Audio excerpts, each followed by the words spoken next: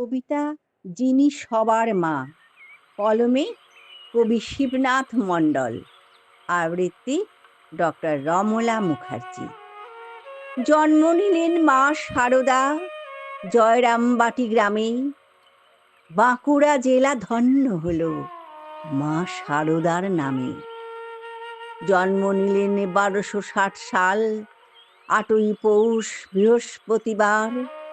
শ্রীরামকৃষ্ণ তাঁর জীবন সাথী, তিনি স্বয়ং যুগাবতার। পিতা তাঁর রামচন্দ্র মুখোপাধ্যায়, মাতা শ্যামা সুন্দরী দেবী। আমরা সবাই সারদা মাকে দেবী রূপে সেবী। রামকৃষ্ণ পূজা করেন মাতৃরূপে মা সারদামণি। সারা বিশ্বে ছড়িয়ে আছে যার অমৃত বাণী। যিনি হলেন সবার মা, তিনি সারদামণি। ধনী গরিব কাঙালের সবার মাথার মণি। তিনি আমার মা, মায়েরও মা, তিনি গোটা বিশ্বেরই মা।